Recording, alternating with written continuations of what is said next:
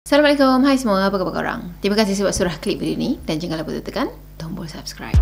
Kembali lagi bersama saya AA berbagi info dan kisah menarik. Oh, sebelum tu jangan lupa tekan tombol subscribe, tekan loncengnya juga.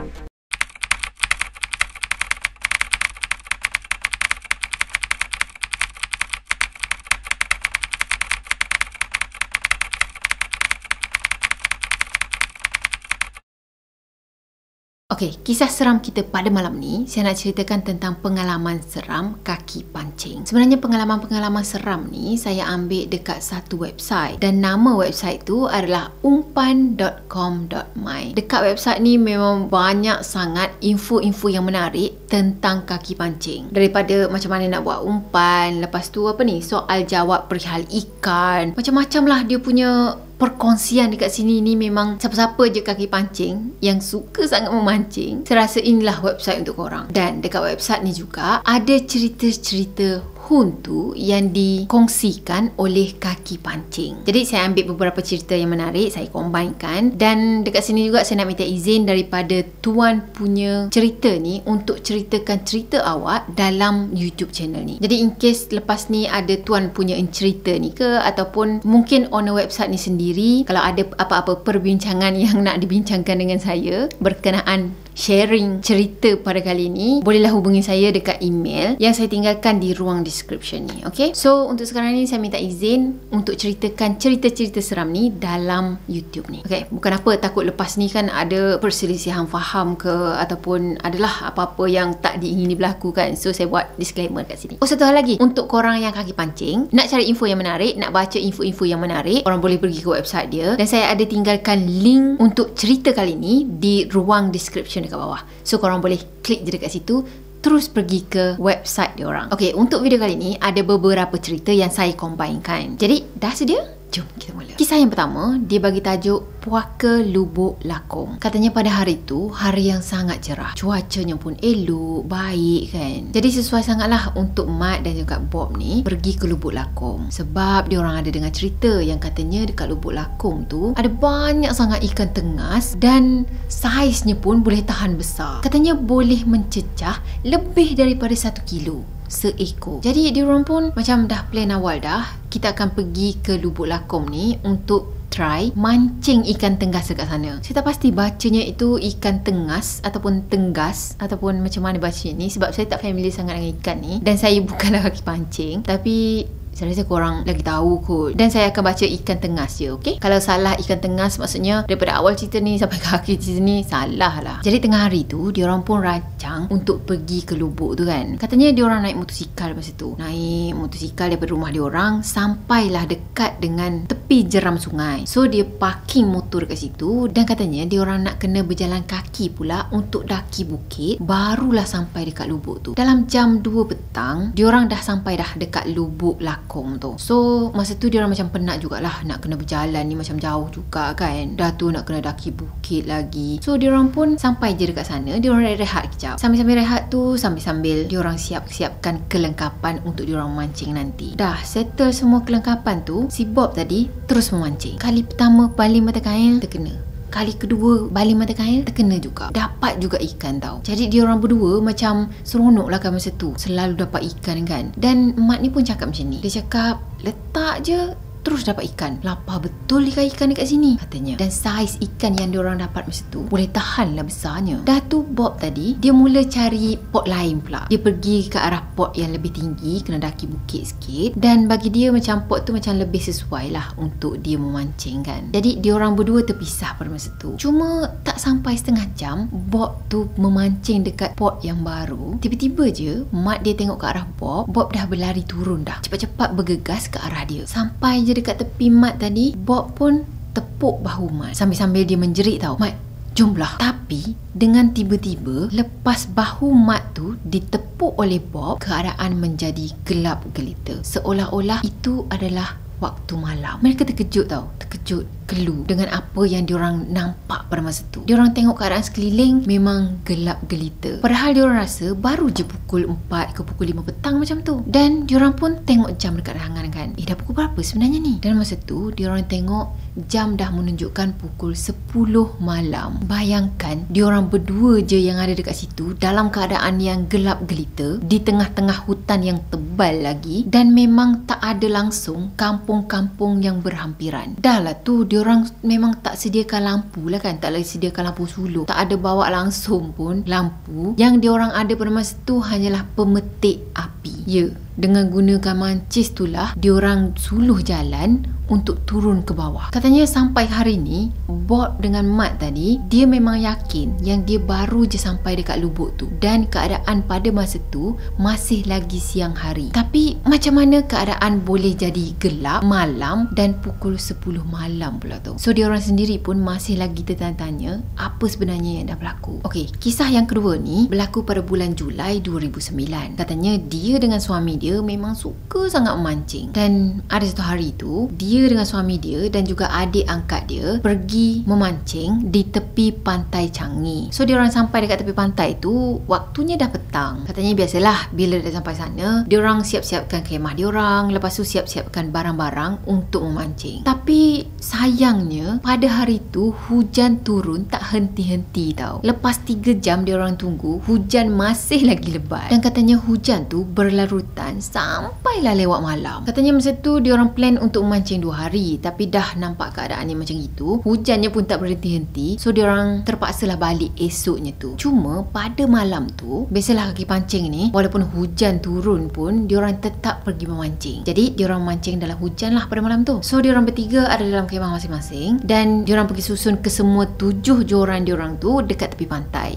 dan tinggalkan macam tu je. Dalam masa yang sama juga diorang tak tutup pintu kemah tu tau. So diorang boleh nampak lah apa yang jadi dekat luar kan. Masa tu diorang nampak hujan turun dengan lebat sangat. Tapi katanya walaupun hujan pada waktu tu, suasana dekat situ taklah gelap sangat sebab masih lagi ada lampu-lampu jalan yang terbuka. So diorang boleh nampak lah sama-sama macam tu kan. Senanglah juga diorang nak pantau joran diorang yang diorang tinggal dekat pantai tadi. Diorang masih lagi nampak joran tu. Jadi masa tu diorang duduk dalam kemah sambil-sambil borak, sambil-sambil tunggu, dan juga keadaan kemahnya tu macam bertentangan lah dengan arah pantai kan. So bila buka je pintu kemah diorang tu, diorang boleh nampak ke arah pantai. Masa diorang duduk borak-borak tu, tiba-tiba je dia terpandang ke arah joran yang diorang susun 7 tadi kan. Dan pada masa tu dalam keadaan dalam suasana hujan, dia ternampak ada salah satu joran kepunyaan suami dia dah pun diangkat, dan seolah-olah macam ada seseorang yang ambil joran suami dia dan gunakannya untuk memancing. Cuma dia tak nampak sangat sosoknya tu macam mana. Jadi pada masa tu dia pun cakaplah dengan adik angkat dia ni. Dia cakap dengan suami dia ni, dia tunjuk ke arah joran yang tadi dan cakap, korang tengok, korang nampak tak apa yang aku nampak? Bila diorang berdua ni tengok ke arah joran yang dah terangkat tu, suami dia cakap macam ni, dah lah biarkan je lah, tempat dah gelap kan, harapkan lampu jalan je, dia nak join mancing, biar je lah, mana tahu dapat ikan. Dah tu dia cakap macam ni pula, mana tahu dia tak pernah pancing pakai joran. Hahaha, dia gelak kan. Dan suami dia cakap, dah jangan tegur, sekali dia jelma depan mata, lagi satu kerja, dah buat bodoh je,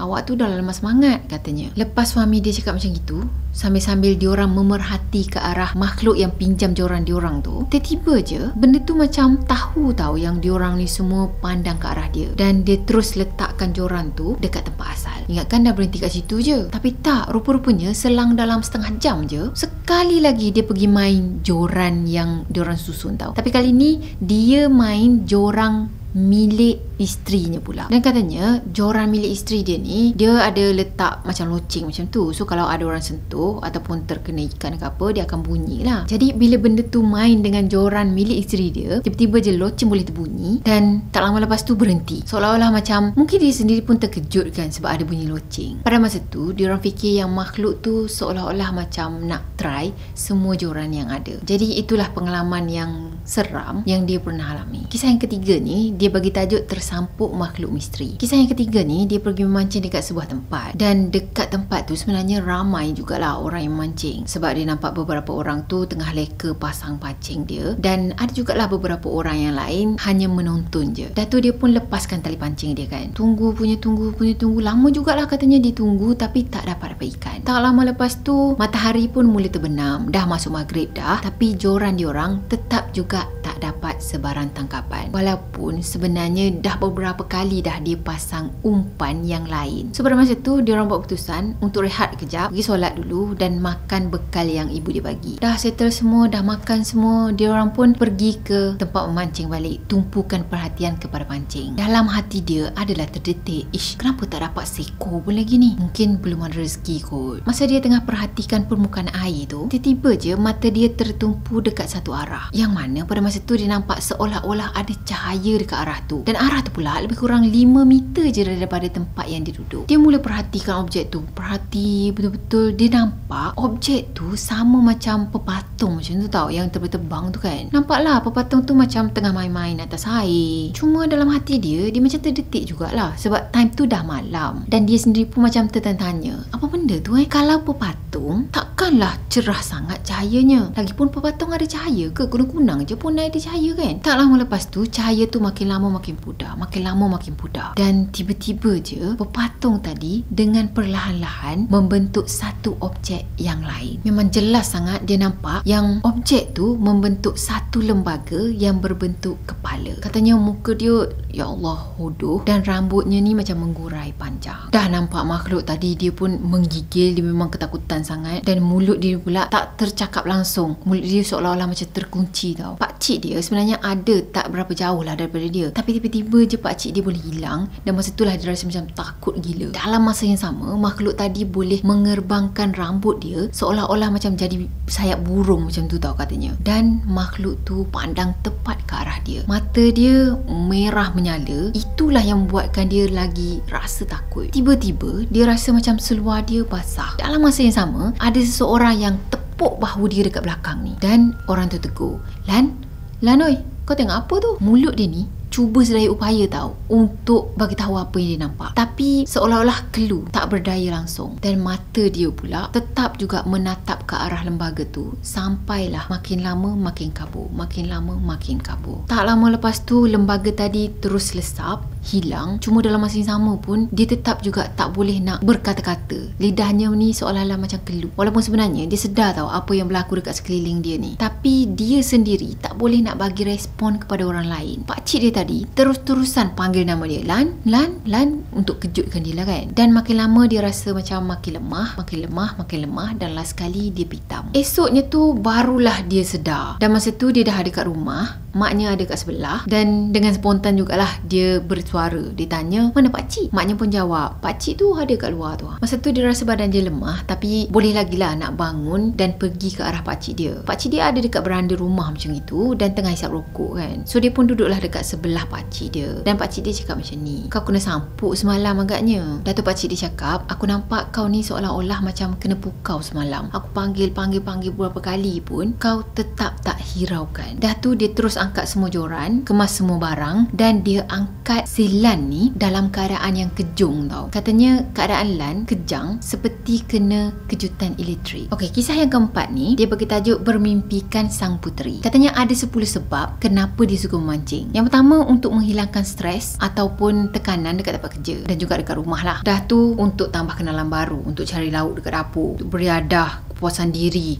untuk tambah lagi teknik-teknik baru, dan banyak lagi lah. Dan last kali katanya sebagai menambah sumber pendapatan, sebab daripada hasil pancingan dia tu dia pergi jual ke orang macam tu lah. Cuma dia tak adalah suka sangat pun dengan memancing ni. Dia lagi suka menjala sebenarnya. Yelah, menjala kan lagi banyak dapat ikan, lagi banyak lah yang dia boleh jual dekat jiran-jiran dia ataupun dekat orang-orang yang dia kenal. Jadi dia memang lebih suka pasang lokah dan juga menjaring ikan dekat pantai. Katanya kalau mancing ni memanglah ada feel kan, cuma lambat lah, nak kena tunggu baru dapat seekor. Jadi sebab dia suka sangat menjaring tu, so memang jarang sangat lah dia nak balik dengan tangan kosong. Mesti akan ada hasil, mesti akan dapat ikan. Katanya pantang kalau ada kawan-kawan dia yang sebut je dekat lubuk tu ada banyak ikan, mesti dia akan pergi. Yelah, nak cuba nasib dekat sana kan, kok lah dapat banyak ikan, banyaklah rezeki dia pada hari tu. Jadi tak kira lah dekat laut ke, dekat pantai ke, dekat lombong ke, sungai ke, semuanya tak terkecuali dia akan pergi. Jadi kali ni kawan baik dia namanya Bob, dia ajak untuk pergi ke Tasik Zahra. Katanya Tasik Zahra ni adalah satu tasik yang belum lagi tercemar, dan tasik ni sendiri terletak dekat kawasan pedalaman yang ada di utara Malaysia. Masa tu dia orang pergi berempat, dia, Bob, Halim dan juga Ben. Jadi untuk pergi ke lokasi tu, untuk pergi ke tasik tadi, perjalanan dia orang je dah makan masa 3 jam. Dan dalam masa perjalanan tu sebenarnya Halim ni adalah berkongsi cerita seram dia. Dia cerita apa yang berlaku dekat dia masa dia mancing di Sungai Koh 2 bulan lepas. Jadi sebelum sampai dekat destinasi tu, Ben tadi dia yang mandu kereta. So dia ajaklah member dia ni, jomlah kita mengetih dulu dekat sebuah warung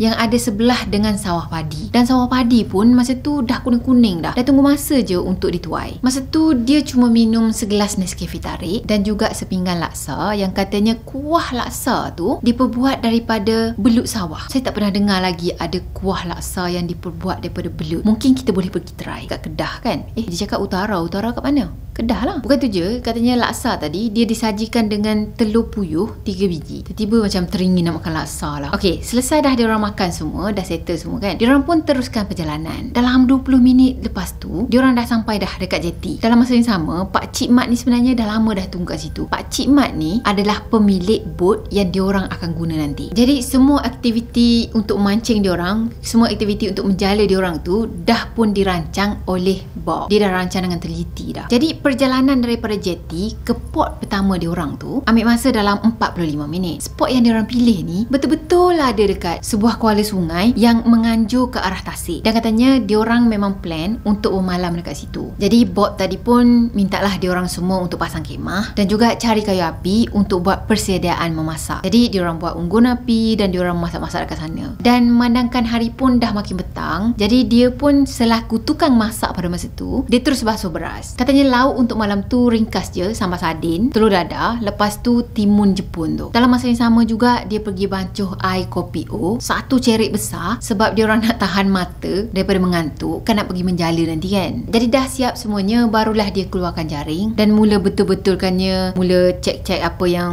patut. Dan Ben ni pun turut bantu dia juga masa tu. Dalam pukul 7 malam, tiba-tiba je suasana tempat dia berkemping tu jadi hening. Langit pun makin lama makin gelap, makin lama makin gelap kan. Dan dalam masa yang sama, dia ambil keputusan untuk solat dulu, solat maghrib dengan solat isyak, buat jamak terus. Jadi dah plan nak solat tadi, dia pun masuk ke dalam air sungai tu untuk ambil wuduk. Masa dia nak berwuduk, tiba-tiba je ada 7 jenis bunga datang menghampiri dia. Katanya ada bunga melo, bunga mawar, bunga kenanga, bunga kekwa, dan ada 3 lagi jenis bunga yang dia sendiri pun macam tak kenal sangat dengan bunga tu. Jadi bunga tadi lalu dekat depan dia, seolah-olah macam bunga tu nak, ataupun benda yang letak bunga tu nak, dia perhatikan bunga tu sampaikan bunga tu berlalu pergi. Tak lama lepas tu dia tercium bau limau purut. Katanya sangat segar masuk ke dalam hidung dia ni. Dan tiba-tiba dia macam tersentak tau, dan dia beristighfar. Dah tu dia pun teruskan hajat dia untuk ambil wuduk. Cuma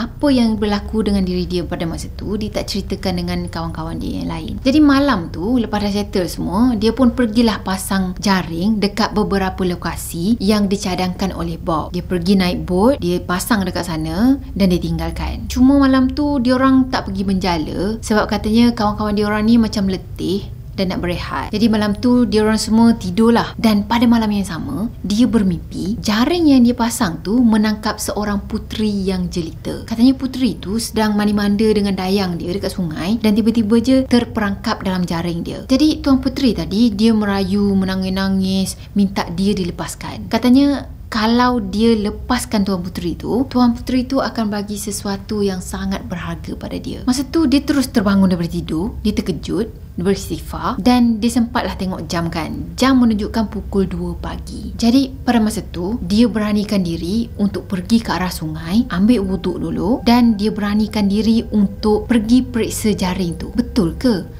ada Tuan Puteri yang terperangkap. Masa tu dia naik ke atas bot, dia dayung bot tu perlahan-lahan dan dia suluh pakai lampu suluh je. Jadi nampak macam gitu je lah kan, dalam sungai tengah-tengah hutan lagi, memang gelap gelita. Dia pun pergilah mendayung sampan tu, pergi ke jaring pertama. Dia cek keadaan jaring pertama, kosong, tak ada apa-apa. Tak ada langsung ikan yang mengena. Dia pun pergi ke arah jaring yang kedua pula. Dia cek jaring yang kedua ni, dia tengok ada seekor ikan kecil yang bersisik emas macam tu terkena pada jaring dia. Tapi ikan tu seolah-olah dah mati sebab dia tak bergerak lagi, tak meronta-ronta. Jadi dia pun ambil keputusan untuk lepaskan ikan kecil tadi. Esoknya tu dia pergi cek jaring dia, ke semua jaring dia, dan dia memang terkejut sangat sebab ke semua jaring dia penuh dengan ikan kelah, ikan sebarau dan juga ikan baung. Katanya diorang seolah-olah macam berpesta ikan pula, sampaikan satu tong yang diorang bawa tu penuh. Dah tu diorang semua pun balik ke rumah, dan dekat rumah tu dia ada siang satu ikan kelah untuk diorang makan sekeluarga nantilah. Bila dia siang ikan kelah tadi, dia tengok dalam perut ikan kelah tu ada sebentuk cincin yang berbatu hijau dan saiznya tu sesuai sangat dengan jari manis dia. Katanya selepas dapat cincin tu lah, rezeki dia makin bertambah setiap kali dia keluar menjaring. Jadi dia cakap mungkin ikan kecil yang ada bersisik emas tu, itulah Tuan Puteri yang dia mimpikan. Wallahualam, kita tak tahu kan. Dan satu lagi dia cakap, sesungguhnya dia percaya kuasa Allah tu melebihi kuasa apa sekalipun. Okey, kisah last kali pada malam ni, dia bagi tajuk Penampakan Penunggu Lubuk Udang Galah. Katanya tak jauh daripada rumah dia, dekat Pekan Pahang, ada sebatang anak sungai yang airnya tu masih lagi jernih. Jadi setiap kali dia balik kampung je, setiap kali ada masa terluang, memang dia akan pergi ke pot tu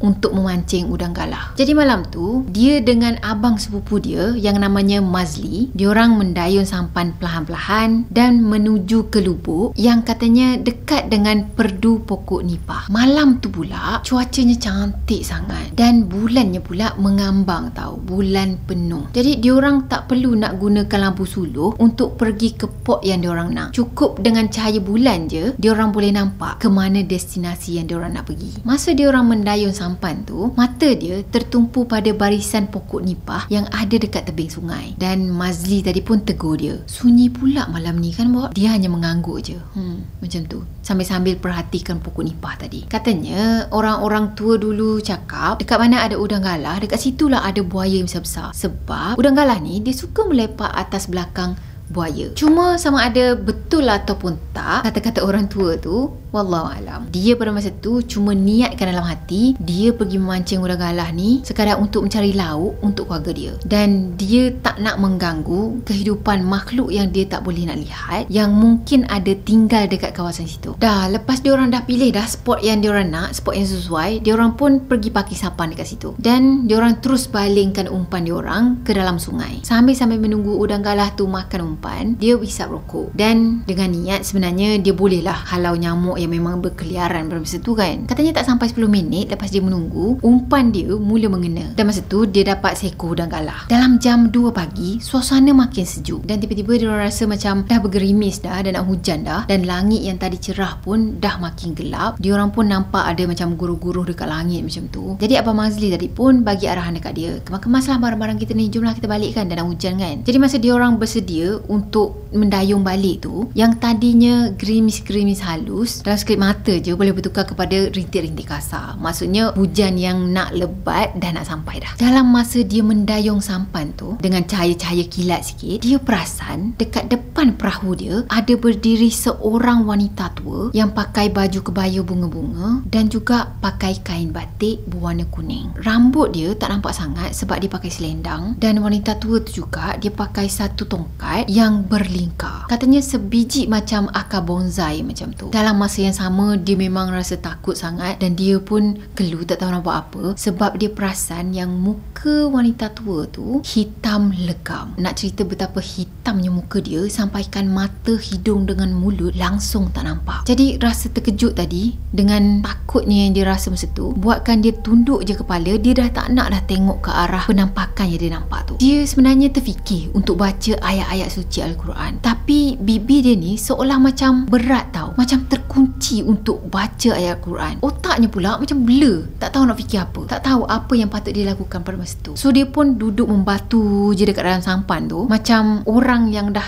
terkena renjatan elektrik. Dalam masa yang sama, masa ni jugalah dia terdengar Abang Mazli tadi melaungkan azan sebanyak 3 kali. Setiap kali Abang Mazli tu melaungkan azan, dia nampak, dia perasan yang wanita tua tadi seolah-olah macam tutup telinga dia, tak nak dengar azan tu, dan bagaikan telinga dia tengah sakit pada masa tu. Dan tak lama lepas tu, dah habis 3 kali Abang Azli tu azan, barulah sosok perempuan tua tadi berubah menjadi kepulan-kepulan asap yang hitam dan menghilang ke arah tengah sungai. Dah tu bahu Bob tadi ditepuk beberapa kali tau oleh Abang Mazli ni. Abang Mazli panggil dia, Bob, macam tu kan. Dah tu Abang Mazli tadi dia bacakan ayat kursi dan hembuskan dekat muka si Bob ni. Abang Mazli cakap, itu syaitan Bob, jangan takut, dia pun makhluk Allah juga. Dalam masa yang sama juga, dia rasa macam tubuh dia ni lembik dah, lemah dah. Dia seolah-olah tak ada tenaga langsung untuk mendayung sampan. Abang Mazli pula macam faham sangatlah dengan keadaan macam itu kan. So dia je lah yang dayung sampan tu sampailah ke jeti. Katanya dia orang sampai ke jeti dalam pukul 3.10 pagi. Dah sampai dekat jeti tadi, Abang Mazli juga lah yang angkat semua barang-barang diorang tu masuk ke dalam bonet kereta. Si Bob memang dah terkulai dekat situ dah. Sampai je dekat depan rumah Bob, Abang Mazli tadi katanya dia tak bagi Bob ni terus masuk ke dalam rumah. Dia bagi dulu sebatang rokok, isap rokok tu sampai habis dulu. Masa diorang tengah isap-isap rokok tu, sebenarnya dia ada terdengar yang macam Abang Mazli tadi ada bercakap dengan seseorang. Dia cakap macam ni, sampai sini je lah kau ikut aku, jangan kacau aku lagi, aku tak kacau kau, jadi kau jangan kacau aku. Tak lama lepas tu barulah Abang Mazli tadi benarkan Bob untuk masuk ke dalam rumah dia. Dah tu dia pesan, masuk je rumah, mandi dulu dan terus tidur lepas tu. Jadi katanya sejak kejadian ni, dia tak berani lagi nak mancing udang galah pada waktu malam. Dia akan pancing waktu siang je, tu pun dia akan ajak beberapa orang kawan dia. Okey, itulah dia beberapa kisah seram yang di-sharekan dekat website umpan.com.my. So korang yang minat mancing, jangan putus asa sebab yelah, dia pun makhluk Allah juga kan. Lagipun tak semua orang akan hadapi apa yang orang-orang ni hadapi. Mungkin korang punya pengalaman tak sama, mungkin korang tak kena pun macam dia orang kan. So jangan putus asa, teruskan usaha anda untuk memancing. Dan kalau pancing dapat ikan besar-besar tu, beritahulah. Tak ada kerja kan. Okeylah, saya rasa sampai di sini untuk video kali ni. Saya harap korang sukakan video ni. Dan macam biasa, kalau korang sukakan video ni, jangan lupa untuk tekan tombol like, comment, share dan juga subscribe. Jumpa lagi di next video. Bye bye. Assalamualaikum warahmatullahi wabarakatuh. Bye bye.